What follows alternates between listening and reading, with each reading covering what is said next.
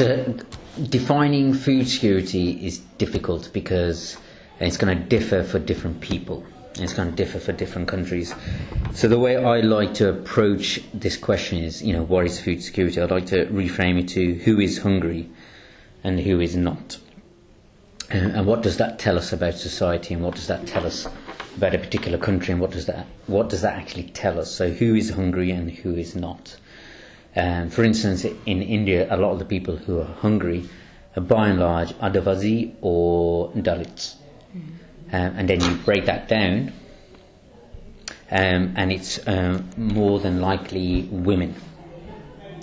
So women would be the hungriest of all the household, because the woman would be a mother. The mother would stop eating so their children could be fed. So again, that whole question of what is food security is, what story is it telling us? To say, some people are getting more hungry, some people are very hungry, and a lot of women and children suffer because of this lack of food availability, or what we call a lack of food security.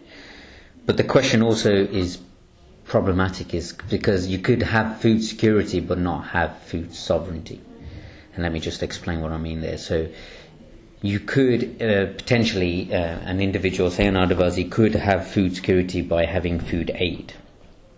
But that doesn't mean that they're actually any more secure. What they get is a supply of food.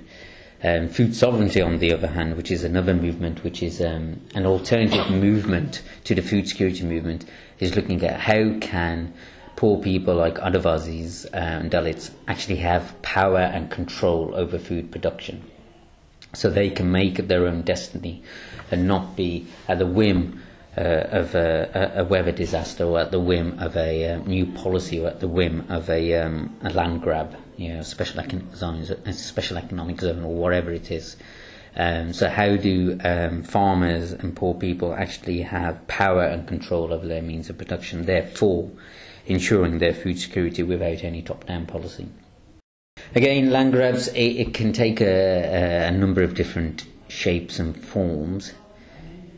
For instance, in India you can have small land grabs, so that could be around biofuels, so that could be like things like jatropha, a biofuel, or a pugnomia, another biofuel. So you can be short 1 acre, 2 acre land grabs, where the land is not being used for food, but it's being used for cash crops.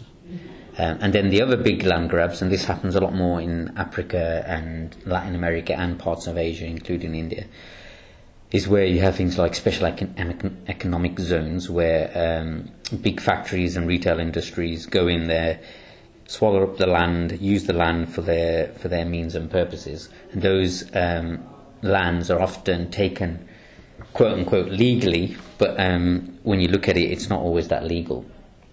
And that land is then used for industrial purposes, or for retail, or for urbanization. So the pressures on land are generally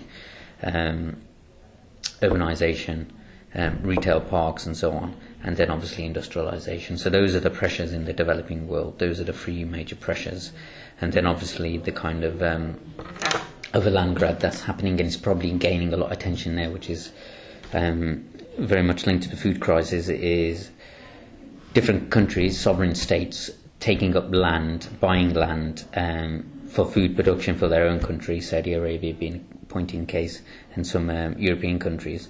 And then obviously big multinationals taking up land for biofuels production. And they often do that through aggressive means. And they obviously predicate off the lack of legal rights that some of these farmers and some of the villagers have. Yeah, well, it was primarily aimed in the state called Punjab, and is aimed to increase food production, and in some cases, obviously, it met that food production. It increased food production, but what food was being produced and at what cost, and what ecological cost. So the pesticide use was so heavy that the fertility rates, the fertile nature of the land now is becoming very much infertile. So basically, the soil is not able to produce what it could produce many years ago. So the kind of ecological damage means that it's not sustainable. So it's a short-term fix to a very long-term problem. Food production is a long-term problem, not a short-term problem.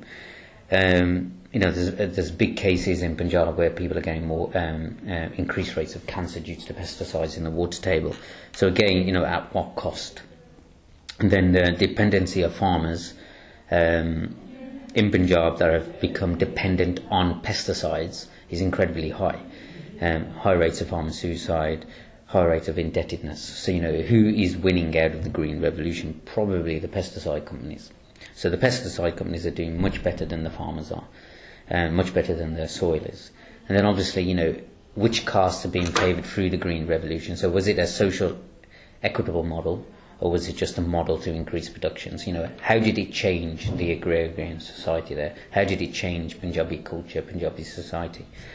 And a lot of people, a lot of commentators, including Vandana Shiva, have kind of concluded that the green revolution in Punjab exacerbated social inequalities, exacerbated divides.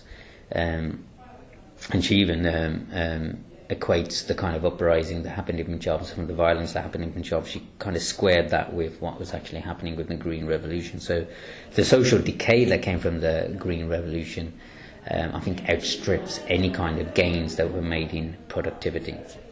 Mm-hmm. Yes.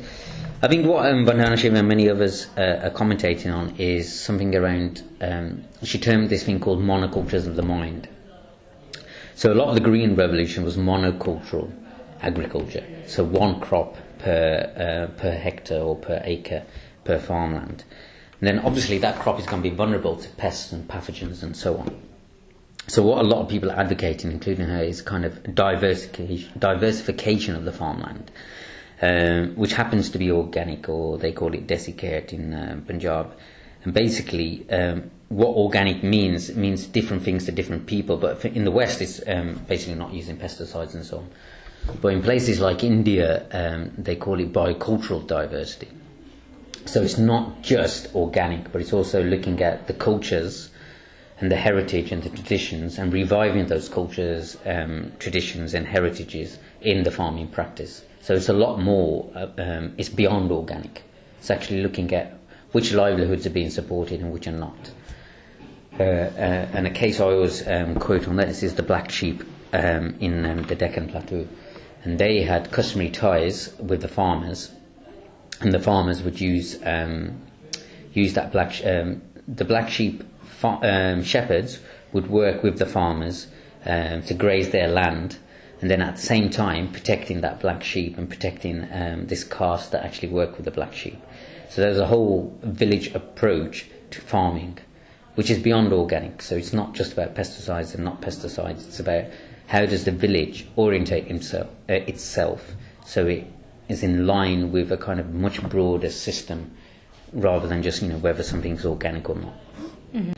Yeah, so there's a lot of work by DEFRA, so one of the Department for Rural Affairs in England, and there's a Bob Watson, so he's the chief, one of the key scientists in Britain who works on agriculture, and he stated that small-scale farming is actually going to be more productive because of the loss of crops through pests and pathogens. It's quite high.